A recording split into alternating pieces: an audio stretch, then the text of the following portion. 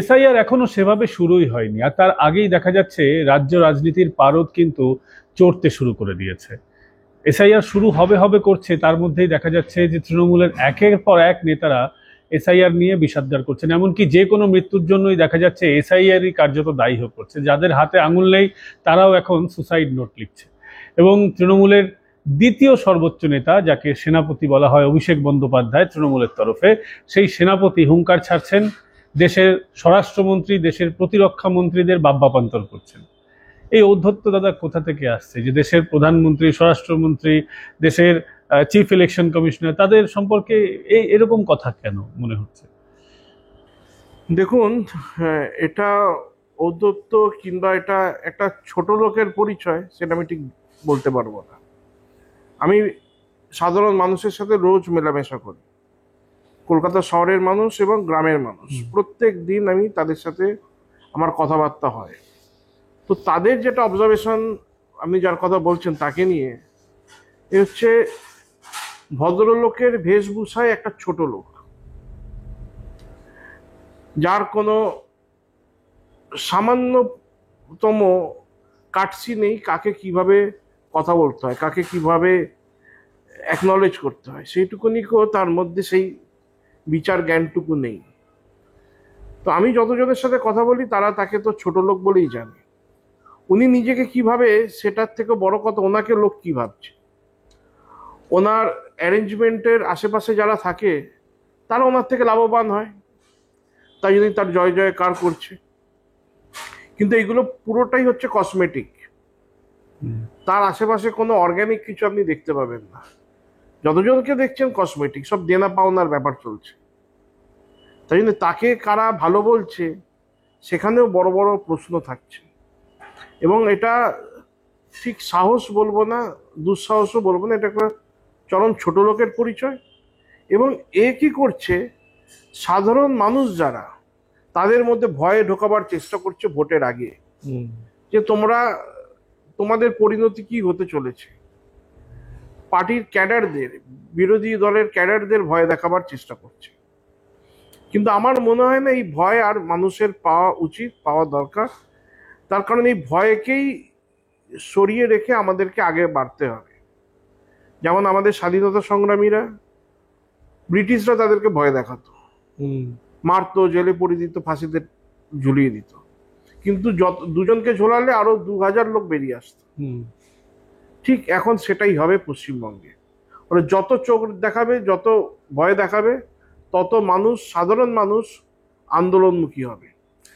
আমরা দেখলাম যে দিন দুয়েক আগেই হাইকোর্টে একটা 32,000 যে চাকরির, শিক্ষকদের যে চাকরি, যে মামলাটা রয়েছে, যেটা নিয়ে দোটানা রয়েছে, এর আগে সিঙ্গেল বেঞ্চ যেটা জাস্টিস গাঙ্গুলি ছিল সেটাকে বাতিল করে দিয়েছিল। সেই মামলাতেই দেখা যাচ্ছে যে বিকাশ রঞ্জন ভট্টাচার্য তিনি অভিষেক বন্দ্যোপাধ্যায় যে 15 কোটি টাকা দাবি করেছেন সেটাকে হাইকোর্টে সাবমিশন করেছেন, মানে মেনশন করেছেন, জাজকে জানিয়েছেন যে এই বিষয়টা নিয়ে কি হলো। এটাই কি ভয়ের কারণ যে হাইকোর্টে আবার সেই পুরনো মামলা, যেখানে টাকার দেনা পাওনার কথা বলা হচ্ছে, আবার সামনে চলে আসছে? এই জন্যই কি তিনি আরো বেশি উত্তেজিত হয়ে পড়েছেন মনে হয়? দেখুন, এটা হচ্ছে ওনার বিভিন্ন পলিটিশিয়ানসদের বা বিভিন্ন মানুষের বিভিন্ন রকম থ্রেটকে কাউন্টার করার স্ট্র্যাটেজি থাকে। আচ্ছা।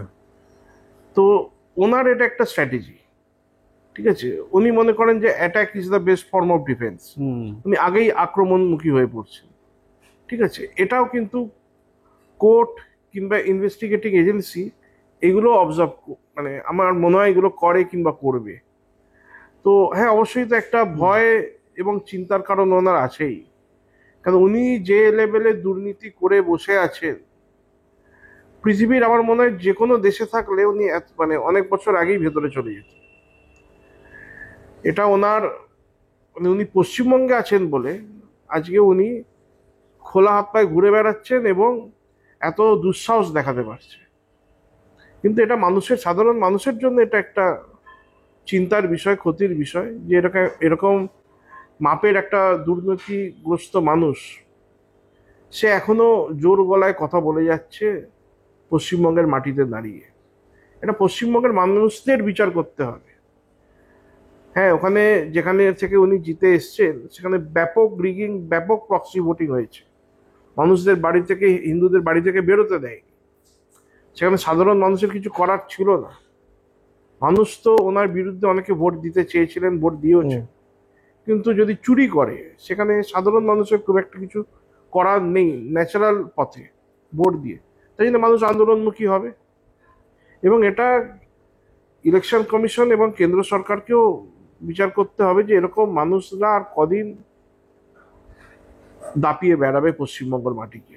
আপনি ডায়মন্ড হারবার কেন্দ্রের কথা বললেন, ওখানে বিজেপি তরফ থেকে দাবি করা হয়েছে, দুদিন আগেই শ্রমিক ভট্টাচার্য দলের রাজ্য সভাপতি তিনি স্পষ্টভাবে বলেছেন যে এই কেন্দ্রে মুসলিমদের জনসংখ্যার বৃদ্ধির হার হচ্ছে 135%, এবং ভোটারের বৃদ্ধির হার তার চেয়েও বেশি, এবং সেটা খুবই অস্বাভাবিক। এটাই কি তার জয়ের যে এত মার্জিন হয়, 7 লাখই জিতেছেন, 7 লাখের বেশি রেকর্ড করেছেন? এটা তো একটা কারণ, ডেমোগ্রাফি যে চেঞ্জ, অ্যাবনর্মাল চেঞ্জ ডেমোগ্রাফি, এটা তো অবশ্যই একটা কারণ। এবং এটা খালি অভিষেকের কেন্দ্রে নয়, অনেক জায়গাতেই এরকম দেখা যাচ্ছে। কিন্তু এর সাথে সাথে যে সন্ত্রাস যেটা তারা চালিয়েছে, আমি ফলতা ডায়মন্ড হারবারের মধ্যেই পড়ছে, ফলতা প্রপার ডায়মন্ড হারবার এইসব জায়গায় আমার যাতায়াত প্রচন্ড, এবং সেখানে আমি দেখতে পেয়েছি যে কিভাবে মানুষদের একদম শেষ করে দেবার তাদের প্রচেষ্টা। মানে ইংরেজরাও এত অসভ্য বদমাইশ ছিল না যতটা অভিষেক বন্দ্যোপাধ্যায় এবং তার তৃণমূলী জেহাদি ক্যাডার এত চরম অত্যাচার করেছে, সেটা বলার মতো। মানে পুলিশ লকআপের বাইরে বসে আছে, টিএমসির জেহাদিরা লকআপের ভেতরে বিজেপির মেম্বারকে কিংবা বিজেপির প্রতিনিধিকে ধরে পেটাচ্ছে, স্থানীয় প্রতিনিধিদের। এরকম অবস্থা, মানুষ কমপ্লেন করতে যাচ্ছে থানায়, তাদের ফোন নিয়ে পুলিশ রেখে দিচ্ছে। গরিব লোক, তার কাছে একটা 5,000-7,000 টাকার ফোন মানে বিশাল ব্যাপার, তাদের ফোনগুলো নিয়ে সিম তাদের সামনেই সিম বন্ধ করে সিম খুলে রেখে দিচ্ছে এবং যাবারই যায়। এরকম একের পর এক ঘটনা। তো এইগুলো, এই পাপ কোথায় যাবে? আমার মনে হয় যে এই যে ওনার কথাবার্তা, আমি জানি না ইলেকশন কমিশন এবং সেন্ট্রাল গভর্নমেন্ট, সেন্ট্রাল এজেন্সি তারা ট্রান্সলেট করে এগুলো শুনছে, ও তো বাংলায় বলছে, তাদের কাছে ম্যাটারটা কি পৌঁছচ্ছে এটা খুব গুরুত্বপূর্ণ। তাই জন্য আপনি ভয় দেখাবার কথা বলছিলেন, আমি একটা প্যাটার্ন লক্ষ্য করলাম, সেটা হচ্ছে এর আগে যতবার ভোট এসেছে, যবে থেকে সিএ বা এনআরসির একটা প্রসঙ্গ উঠেছে, তবে থেকে দেখা যাচ্ছে মমতা বন্দ্যোপাধ্যায় এতদিন মুসলিম সমাজকে ভয় দেখাতেন যে এনআরসি হয়ে যাবে, তোমাদেরকে বাইরে পাঠিয়ে দেবে। এবার প্যাটার্নটা দেখছি অন্যরকম। এবার তিনি এনআরসির ক্ষেত্রে যতজন মারা যাচ্ছেন দেখা যাচ্ছে তিনি হিন্দুদের বেছে বেছে নিচ্ছেন, যে হিন্দুরা এনআরসি হলে হিন্দুদেরকে বাংলাদেশে পাঠিয়ে দেবে। অর্থাৎ যারা বিজেপির ভোট ব্যাংক, ওপার থেকে আসা মানুষ যারা ওখানে অত্যাচারিত হয়েছিল, যারা এখন বিজেপির একটা সলিড ভোট ব্যাংক, সেটাকে তিনি ভয় দেখাচ্ছেন প্রপারলি, একদম হিন্দুদের কার্যত ভয় দেখাচ্ছেন যে এনআরসি করে দেবে এবং হিন্দুদেরকে বার করে দেবে, বাংলাদেশে পাঠিয়ে দেবে। এই প্যাটার্ন চেঞ্জটা কেন, এই শিফটটা কেন? উনি 21 এবং 24 হয়ে গেছে, এখন যা পরিস্থিতি আছে উনি বুঝতে পারছেন, এবং এটা বাস্তব রিয়েলিটি, যে হিন্দু ভোট কিন্তু টিএমসির থেকে শিফট করে যাচ্ছে, আর এটা ব্যাপক মানে পেসে হচ্ছে। সেইটাকে আটকাবার জন্য, মানুষের মধ্যে কনফিউশন ক্রিয়েট করার জন্য মমতা বন্দ্যোপাধ্যায় এবং অভিষেকের এটা স্ট্র্যাটেজি, যে হিন্দুদেরই এখান থেকে পুশব্যাক করা হবে। আদেও কিন্তু এটা নয়। সাধারণ হিন্দুরাও জানে যে তারা কি কারণে বাংলাদেশ থেকে এখানে এসছে, মানে যারা এসছে তারা ছাড়াও বাকি হিন্দুরাও জানে যে হিন্দুরা কি কারণে বাংলাদেশ এবং পাকিস্তান থেকে, তখনকার ইস্ট পাকিস্তান থেকে ভারতবর্ষে কিন্তু পশ্চিমবঙ্গে এসছে। আর সেন্ট্রাল গভর্নমেন্টের একদম ক্লিয়ারলি মেনশন করা আছে যে যারা ধর্মীয় নির্যাতনের কারণে, যে হিন্দুরা ওপার বাংলা কিংবা ইস্ট পাকিস্তান কিংবা পাকিস্তান থেকে ভারতে আসছে, তারা এখানকারই নাগরিক হবে, তাদের কোনো চিন্তার কোনো বিষয়ই নেই। এবং বড় বড় তাবর তাবর পলিটিশিয়ান এখানকার, তারাও তো ওপার বাংলা থেকে এসছে। জ্যোতি বসু থেকে আরম্ভ করে বুদ্ধ ভট্টাচার্য, একের পর এক বর্ষিয়ান নেতা, তারা ওপার থেকে এপারে এসছে। তারা এখানে এসে সিএম হয়ে গেল, চিফ মিনিস্টার হয়ে গেল। সাধারণ মানুষের চিন্তা কোথায়? সাধারণ হিন্দুদের চিন্তা করার কোনো কারণ নেই। এবং জায়গায় জায়গায় তাদের হেল্প করার জন্য কিয়স্ক, বুথ, সমস্ত রকম ম্যানেজমেন্ট আছে। তারা সেখানে গিয়ে যাদের মধ্যে কোনো কনফিউশন আছে, তারা সেই লাভও নিচ্ছে, সেখানকার মানে থেকে তারা বেনিফিটও পাচ্ছে।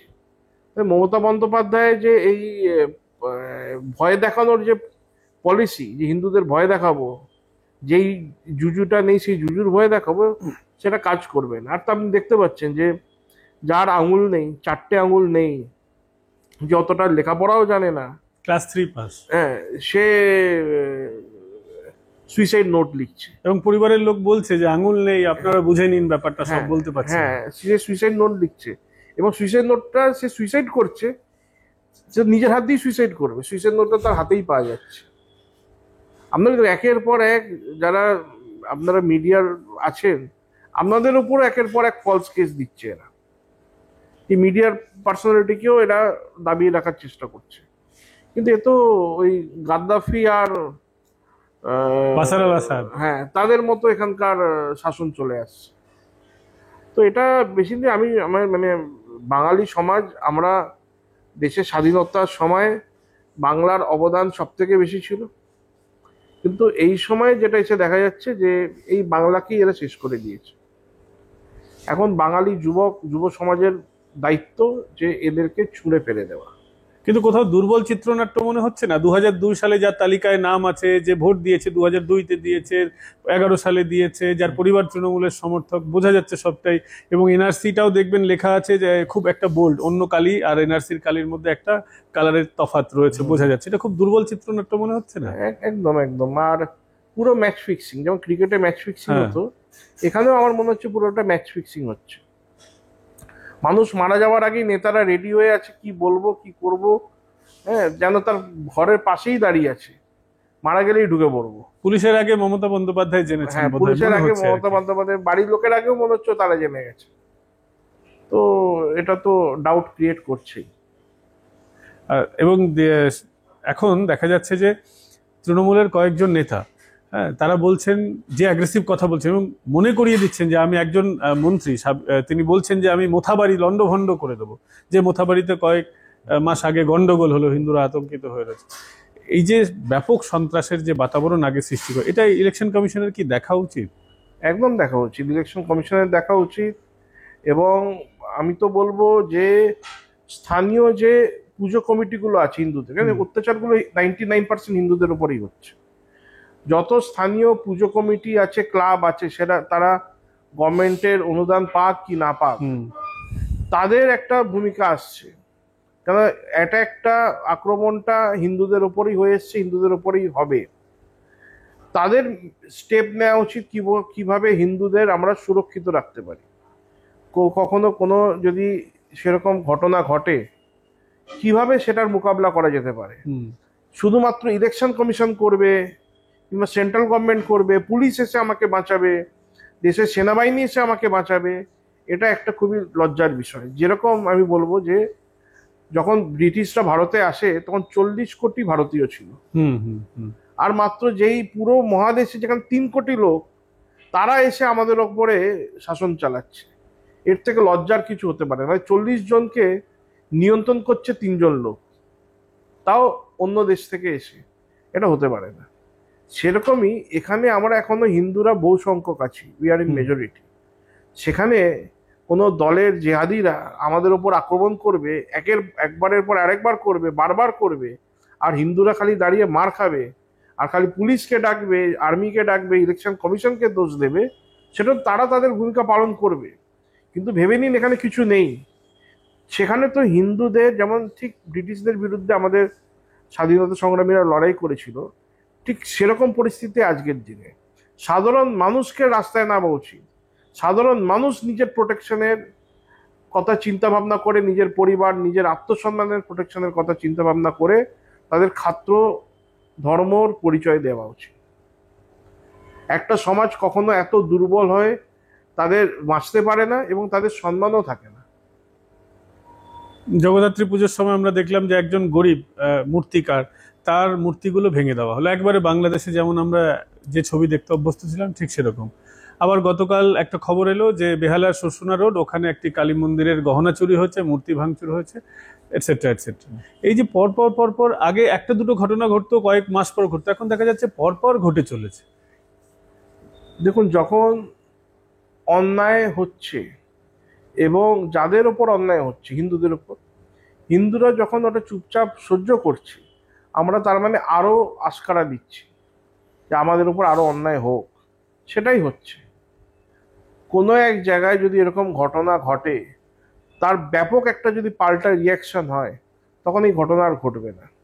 কিন্তু সেই রিয়াকশনটা দেবার জন্য যেই মানসিকতা দরকার, সেই মানসিকতাটা কিন্তু এখানে এই সাধারণ পলিটিশিয়ানসরা, হুম এবং দুঃখের সাথে বলতে হয় যারা সাধু সমাজ, যাদেরকে হিন্দু সমাজ দেখে ভরসা বিশ্বাস করছে, হুম হুম তারা কিন্তু মানুষকে আন্দোলন থেকে দূরে সরিয়ে রাখছে।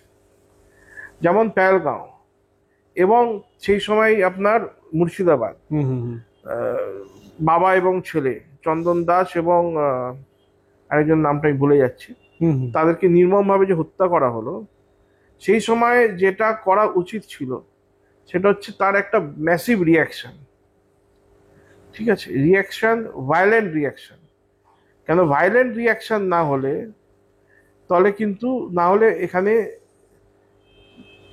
শান্তি ফিরে আসবে না। হুম আমরা যখনই আমরা মোমবাতি নিয়ে যতই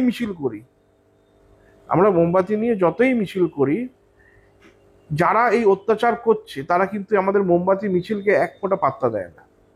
যদি পাত্তা দিত, আমাদের অনেক আগে থেকেই মোমবাতি মিছিল হচ্ছে, অনেক আগে থেকেই প্রদীপ জ্বালানো হচ্ছে। তারা এটাকে পাত্তা দেয় না। আমাদের বড় বড় প্রতিনিধি, সাধু সমাজের প্রতিনিধি যারা আছেন, তারা যতই বলুক প্রদীপ জ্বালাও, মোমবাতি জ্বালাও, তাতে এতে দুষ্টের দমন হবে, যারা মারা গেছে, যাদের হত্যা করা হয়েছে, তাদের আত্মা শান্তি পাবে, এতে শান্তি পায় না। যদি এতেই শান্তি পেত, এতেই যদি দুষ্টের দমন হতো, তাহলে ভগবান শ্রীকৃষ্ণ অর্জুনকে বলতেন না তুমি তীর ধনুক তুলে যুদ্ধ করো, সামনে যারা দাঁড়িয়ে আছে তাদের বধ করো, এটা উনি বলতেন না। উনিও বলতেন প্রদীপ জ্বালাও, মোমবাতি জ্বালে ঘুরে বেড়াও। সেটা আমাদের ভগবানরা আমাদের সেই শিক্ষা দেয়নি, কিন্তু আমাদের সমাজকে আজকে ডান দিক বাঁ দিক ঘুরিয়ে দেওয়া হচ্ছে। তো আমার এটা চেষ্টা থাকে যে নিজের মান সম্মান রক্ষা করতে অন্তত তোমাকে যেটা করা উচিত সেটা করতে হবে। সবসময় অন্যর উপরে ভরসা করে থাকলে চলবে না। হ্যাঁ, সেটা করতে গিয়ে যে প্রবলেমগুলো ফেস করবে, পুলিশের মিথ্যা কেস এবং মেডিকেলের ব্যাপার থাকছে, আহত হতে পারে মানুষ, সেখানে আমরা সহযোগিতা করি মানুষকে।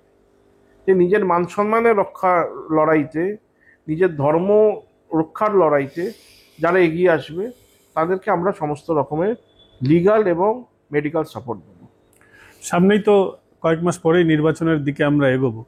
অভিষেক বন্দ্যোপাধ্যায় এই মুহূর্তে দাঁড়িয়ে পানিহাটিতে ওই প্রদীপ করের বাড়ি থেকে বলছেন যে বিজেপির যারা বুথ লেভেল এজেন্ট হবে, যারা বাড়ি বাড়িতে বিএলওর সঙ্গে আসবে, এসআইআর এর সহযোগিতা করবে, তাদেরকে গাছে বেঁধে রাখতে হবে। হ্যাঁ, তাদেরকে নিগ্রহর নিদান তিনি দিচ্ছেন। একজন সাংসদ যিনি ডেমোক্রেসিতে দাঁড়িয়ে এই ধরনের কথা বলা যায়? আনপার্লামেন্টারি কথা একজন পার্লামেন্টারিয়ান বলছেন। দেখুন, আমি প্রথমে বললাম ছোট লোকের পরিচয়, এবং মানুষ চুপ থেকে থেকে সে আশকারা পেয়ে গেছে। সে ভুলে যাচ্ছে যে গাদ্দাফির মতো লোককেও সেখানকার লোক কিন্তু ছেড়ে কথা বলেনি, তাকেও দৌড় করিয়ে পিটিয়ে মেরে ফেললো গাদ্দাফিকে। এবং পৃথিবীর কোথাও এত অত্যাচার মানুষ সহ্য করে না। তুমি যাকে পিটিয়ে মারার কথা বলছো, তারাও তোমার এই প্রদেশের বাসিন্দা, তারাও এই ভারত মায়ের সন্তান। আর তুমি একটা সাংসদ হবার পরে মানুষের ভোটে জিতেছো, চুরি করে যেত, যাই করে যেত, তুমি সেই তোমার রাজ্যের মানুষদেরই পিটিয়ে ফেলার ইনস্ট্রাকশন তোমার ক্যাডারকে দিচ্ছ। এই ক্যাডাররাই একদিন তোমার থেকে হিসাব চাইবে।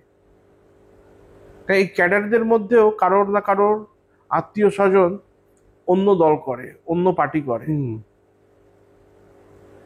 তুমি নিজেদের মধ্যে নিজেদের শত্রু ক্রিয়েট করছো। এটা শুধুমাত্র একটা সাধারণ ঘটনা নয়, আমার মনে হয় এটা একটা ন্যাশনাল সিকিউরিটি থ্রেট উনি রাজ্যের মধ্যে তৈরি করছে। এটা ন্যাশনাল সিকিউরিটির জন্য একটা বড় চ্যালেঞ্জ, যে একই দেশের বাসিন্দারা তারা এক অপরের প্রাণ নেবার জন্য তাদেরকে উস্কানি দেওয়া হচ্ছে, সেটা দিচ্ছে একজন সাংসদ। তো এটা নিয়ে সেন্ট্রালকে তো এবং ইলেকশন কমিশনকে তো ইন্টারফেয়ার করাই উচিত। এবং শেষ প্রশ্ন এবং সমসাময়িক, আবারও টাকার পাহাড় দেখলাম আমরা কলকাতায়। ইডি রেড করলো পুরসভার নিয়োগ দুর্নীতিতে, গারোদিয়া গ্রুপের ওদের অফিস থেকে দেখা গেল 3 কোটি টাকা উদ্ধার হয়েছে, বান্ডিল বান্ডিল টাকা। গারোদিয়া গ্রুপ, কোনো নেতা কি গারদে যেতে যাচ্ছে তার কোনো ইঙ্গিত? যেমন মানুষ, আমরা তো অনেক বছর ধরে এই আশায় বসে আছি যে যারা তৃণমূলের বড় বড় নেতা আছে আমরা জানি তারা দুর্নীতিগ্রস্ত আর ব্যাপকভাবে, এবং গরিবদের মেরে মেরে তারা বড় হচ্ছে। সাধারণ মানুষের টাকা, সাধারণ মানুষের চাকরি, সাধারণ মানুষের স্বপ্ন সবকিছু তারা চুরমার করে দিচ্ছে। তো তারা জেলে যাবে, এটা একদম যারা রাস্তার মানুষ, রাস্তায় যারা ঘুরে বেড়াচ্ছে, পরিশ্রম করে 2 টাকা রোজগার করে তারা জীবন এবং পরিবার চালাচ্ছে, তারা চায় যে এরকম দুর্নীতিগ্রস্ত নেতা তারা জেলে যাক। এটা তাদের প্রার্থনা, এটা তাদের প্রাপ্য। কিন্তু এখন এটা এজেন্সির ওপর তারা কি করবে। কিন্তু সাধারণ মানুষ তো চাইছে এরকম এলিমেন্টরা তারা জেলে থাকুক, এবং এদের সমস্ত যত বেআইনি প্রসেসে এরা যা রোজগার করেছে সবকিছু কনফিস্টিকেট করে সাধারণ মানুষের উন্নয়নের জন্য লাগানো উচিত। আচ্ছা, আরেকটা শেষ প্রশ্ন, সেটা হচ্ছে বিএলওরা তৃণমূলের একেবারে সরাসরি দেখা যাচ্ছে যে দলের সঙ্গে যুক্ত, অনেকে দেখা যাচ্ছে বিভিন্ন গ্রাম পঞ্চায়েতের পদে আছেন বা তৃণমূলের ব্লক স্তরে পদে আছেন, আবার একজনকে দেখা যাচ্ছে যে মন্ত্রীর পা ধরে প্রণাম করছেন। এরকম এসআইআর কিভাবে হবে এইসব বিএলও যদি থাকে? এসআইআর হবে, সেন্ট্রাল গভর্নমেন্ট এবং ইলেকশন কমিশন। এসআইআর না হলে আমাদের এই রাজ্য, এই প্রদেশ ভারতের মধ্যে আর থাকবে না। এখানে এত ভুয়ো ভোটার, এত ফলস ভোটার, এত লোক ঢুকে বসে আছে, এটাকে ঠিক করার জন্য একটাই উপায়, এসআইআর। এসআইআর করতেই হবে, যতই যেটা করুক, কিন্তু এসআইআর করাটা ম্যান্ডেটরি, এটা ইলেকশন কমিশন জানে, এবং ইলেকশন কমিশন এটা করিয়ে নেবে। যেভাবে হোক তারা এসআইআর এ সফল হবে, এবং যারা এই এসআইআর এর মধ্যে দুর্নীতি করার চেষ্টা করবে তাদের কিন্তু ছেড়ে কথা বলা হবে না। কেননা আমাদের এটা নয় যে কখনো এসআইআর হয়নি, এর আগেও হয়েছে, অতীতেও হয়েছে। 2002 বাম আমলে 28 লক্ষ নাম বাদ গেছে। হ্যাঁ, বাম আমলেও 28 লক্ষ নাম বাদ গেছে। তখন কিন্তু বামেরা এত চিৎকার করেনি যখন, যেটা এখন টিএমসি এবং বামেরা করছে। এসআইআর হবেই, কারণ 28 লক্ষ নাম বাদ যাবে না 1 কোটি নাম বাদ যাবে না 2 কোটি নাম বাদ যাবে, সেটা তো সময়ের কথা বলবে। কিন্তু যারা ভোটার নয়, যারা মৃত ভোটার, তাদের নাম তো বাদ যাবেই যাবে, কেউ আটকাতে পারবে না। অসংখ্য ধন্যবাদ দাদা। আমরা এতক্ষণ কথা বলছিলাম দেবদত্ত মাঝি মহাশয়ের সঙ্গে। এই এপিসোড আপনাদের কেমন লাগলো অবশ্যই কমেন্ট করে জানাবেন, এবং ভালো লাগলে লাইক করতে ভুলবেন না, এবং আমাদের মোরাল বুস্টের জন্য অন্তত সাবস্ক্রাইব বাটন ক্লিক করে বেল আইকন প্রেস করে দেবেন। আগামীকাল ফের দেখা হবে আপনাদের সঙ্গে অন্য কোনো বিষয় নিয়ে, অন্য কোনো অতিথির সঙ্গে। ভালো থাকবেন।